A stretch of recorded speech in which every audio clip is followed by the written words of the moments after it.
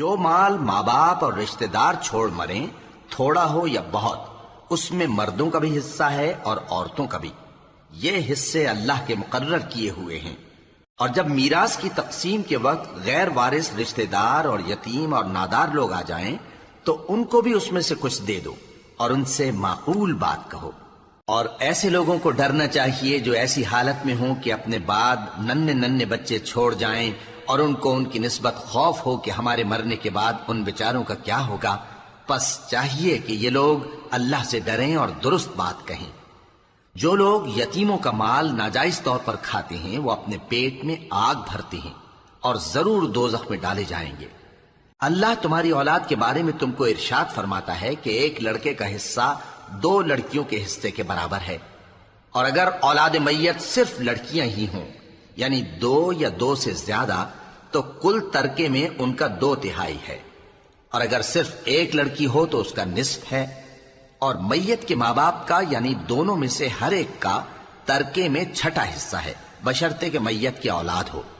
اور اگر اولاد نہ ہو اور صرف ماں باپ ہی اس کے وارث ہوں تو 1/3 ماں کا حصہ ہے، اور اگر میت کے بھائی بھی ہوں تو ماں کا 6واں حصہ ہوگا۔ اور یہ تقسیم ترکہ میت کی وصیت کی تعمیل کے بعد جو اس نے کی ہو یا قرض کے ادا ہونے کے بعد جو اس کے ذمے ہو عمل میں آئے گی۔ تم کو معلوم نہیں کہ تمہارے باپ دادوں اور بیٹوں اور پوتوں میں سے فائدے کے لحاظ سے کون تم سے زیادہ قریب ہے۔ یہ حصے اللہ کے مقرر کیے ہوئے ہیں اور اللہ سب کچھ جاننے والا ہے، حکمت والا ہے۔ اور جو مال تمہاری بیویاں چھوڑ مریں اگر ان کی اولاد نہ ہو تو اس میں سے نصف تمہارا ہے، پھر اگر ان کی اولاد ہو تو ترکے میں تمہارا حصہ 1/4 ہے، لیکن یہ تقسیم وصیت کی تعمیل کے بعد جو انہوں نے کی ہو یا قرض کے ادا ہونے کے بعد جو ان کے ذمے ہو کی جائے گی۔ اور جو مال تم مرد چھوڑ مرو اگر تمہارے اولاد نہ ہو تو تمہاری بیویوں کا اس میں 1/4 حصہ ہے، پھر اگر تمہاری اولاد ہو تو ان کا 8واں حصہ ہے۔